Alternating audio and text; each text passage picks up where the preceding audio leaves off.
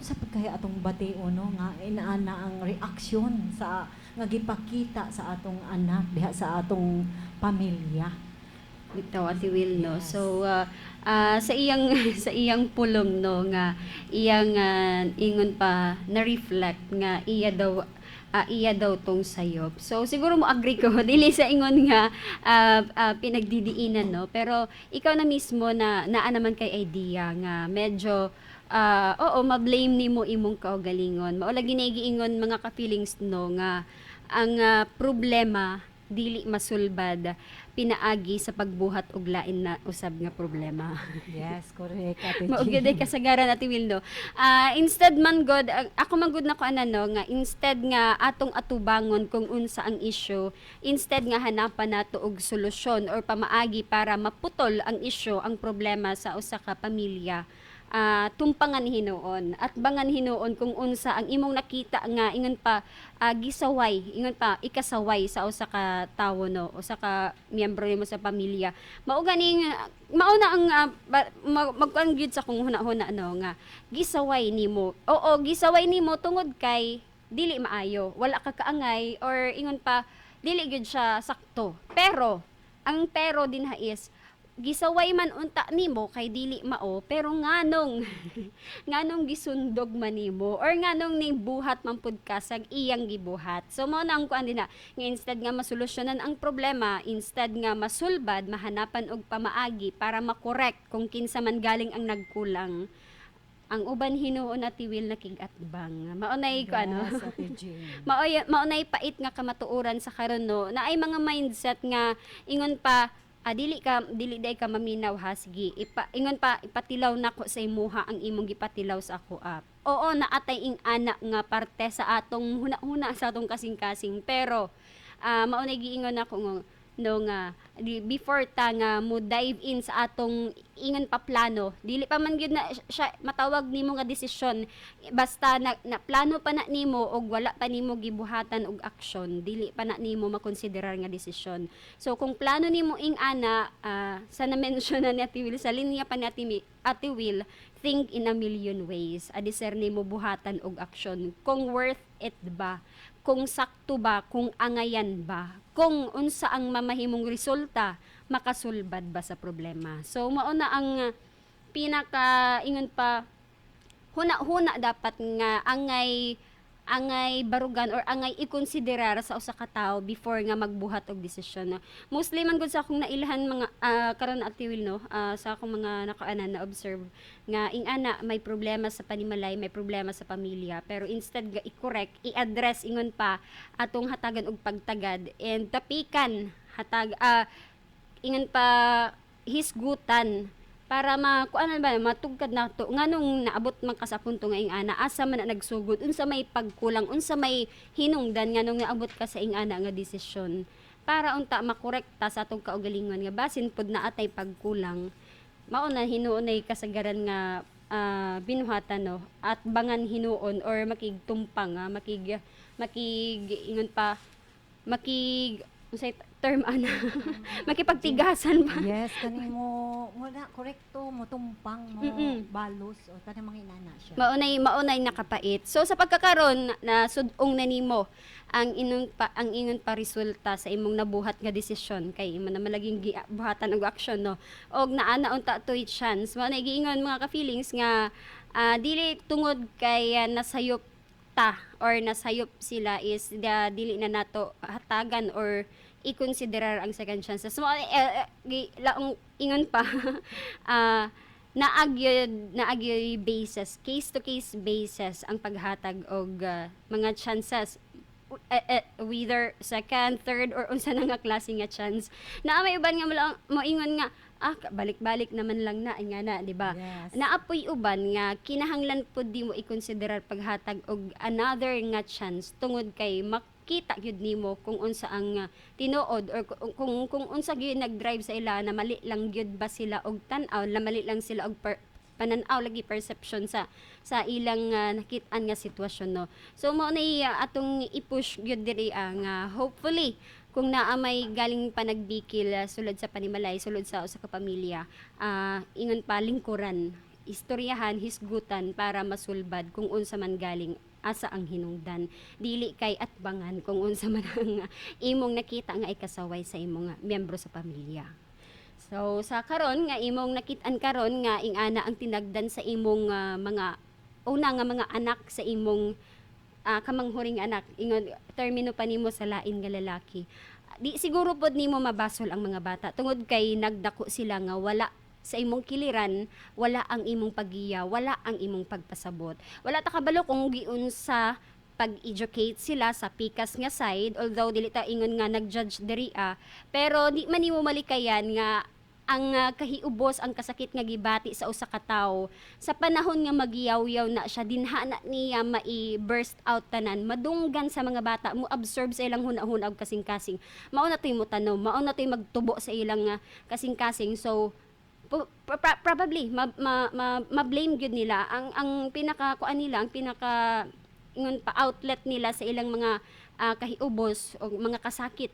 Wala pod ka kabalo, wala ka kasayod kung unsa pod ang struggle nila didto sa kamot sa ilang amahan, di ba? Normal na nga naa sa imong kamanghuring anak ang ilang ingon papahungaw, pero karon nga naa naman na sila tanan sa imong kamot, siguro hatagan nimo og panahon nga maistorya nimo imong duha ka mga anak sa una nimo nga pares, no.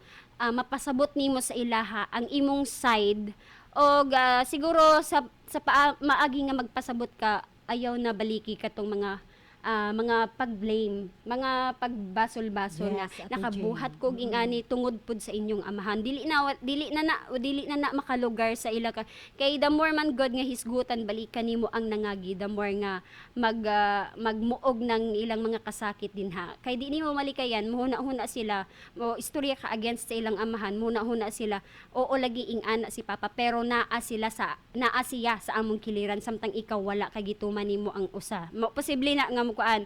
So Yes, kung Ate pananglitan Jane. nga mo reach out ka sa ilaha kinasing-kasing, pasabot nimo og siguro dili man siguro ingon nga sakit makuhaan ta kung mangayo tagkapasayloan, di ba? Yes, wa may makuha. Mm-mm. No, makagin Panginoon ka, maka-profit pa kag kuan peace, di ba?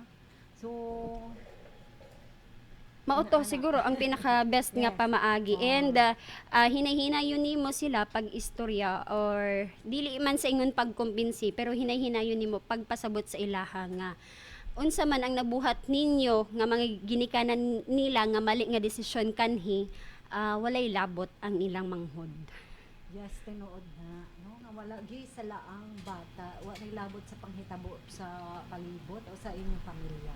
So akong ikadungag Ate Jane kang kuano Ma'am Lot nga dili gyud sayon ang imong kahimtang o imong nasinatian nga mga problema karon. So muna nagiingon nato nga muna man ni atong natanom, so muna pud nay atong naani. Mo yung atong nakuha o na-achieve sa atong mga sayop nga desisyon. So muna atong gipa kuyanap diri sa atong programa nga unta ma-save ang family, dili ta magbaton nga kung ang naatay ma-discovery sa atong mga kapikas sa kinabuhi nga wala pa untay wala pay mga pruweba, insakto tong giingon ni Ate Jean nga sulbaron on na, no, istoryahan aron kuha kung unsa ang mga lintunganay o kanang mogi kanang root sa problem. So basig kuan rato Ate Jean, no, mga gara-gara lang. So muna diha dili ta magdali-dali nga muna ilisod nato buhaton kanang mo at bang bitaw ta sa gibuhat sa usa. So muna dili maayo. And then lot no dili nato malikayan kung unsay reaction sa imong mga anak, kay syempre aduna gid na share mga psychological effect kung unsa ang imong pagbiya sa imong mga anak ngadto sa imong mga in-laws.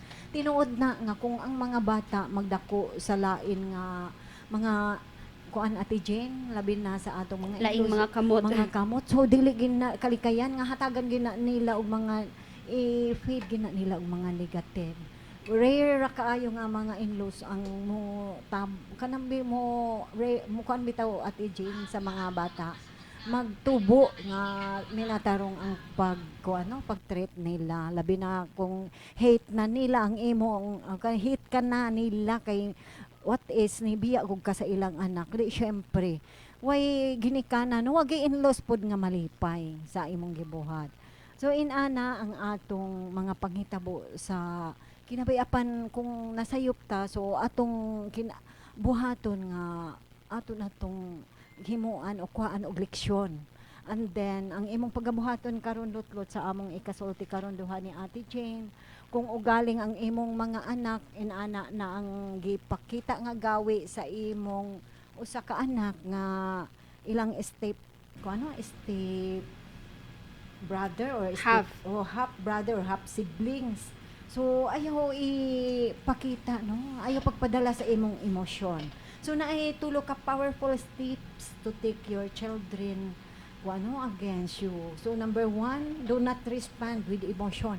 So kung makakita nimo ang imong anak nga pasakitan tong imong isa ka anak o ilang half brother or half sister, so ayaw pagpadala sa imong emosyon. Sabta kay mo na ilang nakuha no na mo na ilang naani sa imong pagbiya sa ilaha. Kay dako kayong problema ang kanang psychological effect Ate Jane sa ilang pagdako nga walay inahan nga Lahi ra nagduman. gyud basta Yes, inahan ang oo. magdala. So mo nang imong ipakita nga hinuon imong ipakita nga kani nag-care ka sa ila. So ipakita nimo nga hinayon nimo pag-istorya nga pasabton. So number two, coach them through their emotion. So kung nasuko ang imong anak, so pasabta siya nga dili angay masuko.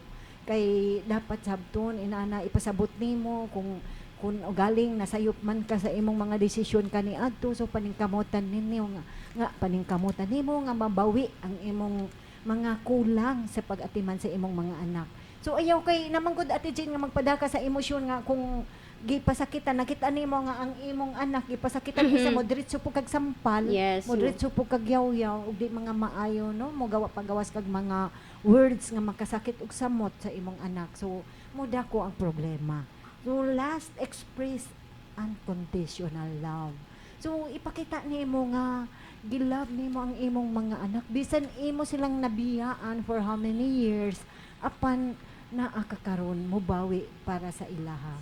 Imo kay wala may kumo sa pagpailob o pagsabot kay tungod sa imong mga sala nga nabuhat nila imo po na resulta nga ilang naani o imong maani sab karon nga nagpakita sila og dili maayo nga mga kinaiya against sa imuha. Mhm. So lut-lut in ana gyud ang panghitabo sa kinabuhi no. So paningkamuti nga imong mahatag ang tinuuray nga paghigugma sa imong mga anak. Ayaw ipakita nga kung nasuko sila nasuko sab ka. So ayaw mo na makadugang sa ila sa pag hate sa imuha kay bisag kinsa naman ibutang sa atong kaugalingon Ate Jane, di ba? Bisag ako siguro nga nagdako ko nga biyaan ko sa akong inahan kay tuwa sa laing mga kamot.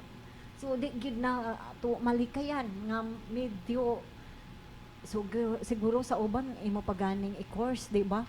Oo, bisag imo pa ng inahan maka feel gyud ka og dili maayo tungod sa ilang gibuhat. So naa sa imong sa imong kaugalingon doon ang pagpaubos sa kaimong mga anak pagsabot ug paghatag ug paghigugma mo nagingon nga perpetual love sa imong mga anak kay aron sila mabalik sa imong mabalik ang ilang paglapod sa imuha kay ma-realize ra to nila sa unahan nga di ay si mama and ana, so kay dautan man ang ilang mga panghuna-huna karon against sa imuha. Mhm. So inana ang imong buhaton nga ipakita sa ilaha ang imong inahanong pagpangga o pag-care labi na kay mo na ilang gilong nga nawala sa ila sa pipila ka tuig. So di nato sila ma-blame ang imong mga anak kung unsa ilang na feel nga walay inahan nga gaaruga. Di ba Ate Gino? Oo, Lisod gyud. nga di way atiman dili ta atimanon sa atong ginikanan kay lahi bisan pag-apuhan ang nag-atin anak nga mga bata lahi ra gyud i-compare sa tinuod nga inahan. So mao tayo akong ika-share no, dugang kang lot-lot karon ning kahapon og hinaot nga nakatabang mi o kung ano, naghatag mi og kahayag sa imong panghuna-una karon. Ang depression lisod ra ba na siya i-recover kung magpadayon ka ana. So ikaw ra gyud ang makasulbad niya ana lot-lots. So More like kuan siguro pagpa-remind Ate Will no. Para sa ato ang tanan na dili man siguro ingon nga walay nakaagi sa ato a pagkabata no. Agi man gyud ta tanan og pagkabata. Na experience nato ning ingani nga pagbati nga dili mo dulot sa ato gyud isip mga bata dili mo dulot sa ato pag-ayo ang mga istorya, ang mga sakit nga pulong nga buhian sa atong mga ginikanan kung di ang kakulangon na sa ilang pagmahal, ilang pag-atiman ug ilang pagsuporta means pagpaluyon nila sa kung unsa man galing ang atong panginahanglanon ug ang atong mga ingon pa achievement. Makadumdum mo mga ka-feelings mga bata patagag may pata pag naatay na-achieve murag proud ta nga ipasigarbo nato sa atong ginikanan nga mapamauni unya wala nahatagan og atensyon tungod lagi sa kabisi. So mao na atong siguro ipa-remind sa tanan karon no nga kung na-experience na nato sa atong ginikanan before tungod lagi sa kabisi, di kaya nato kung mahimo nga ipa-experience pud sa atong mga anak karon ing ana nga pagbati kay maunay ingon pa mumarka nga og dugay sa ilaha nga labi na og magdako sila no nga constant gihapon ang ingana walay ka usaban walay ka bag-uhan. So reminder sa mga nanay ug tatay na karon og sa mga nagplano pa nga mosulod or naa paingon na gyud.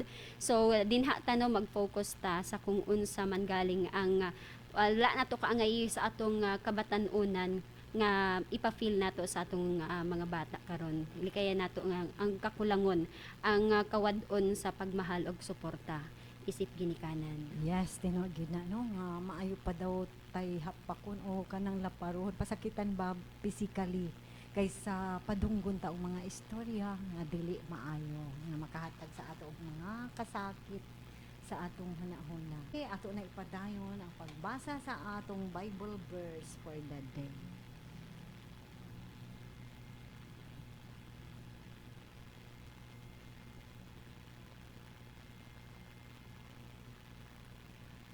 Kinahanglan sabta mo balos ang pagpasalamat sa atong Ginoo. So nga ka-feelings wala naman tay igong oras sa pagpadayon sa atong panag-uban-uban karon ning kahaponon. Hangtod na lang og mga adlaw sa atong panag-uban-uban ug uban sa atong ate sa kahanginan. Kini si Ate Jean. O kini si Ate Well ug uban sa atong control nga si Engineer Primo Flores. Salamat sa inyong pagpaminaw. Dalay ko ng Diyos.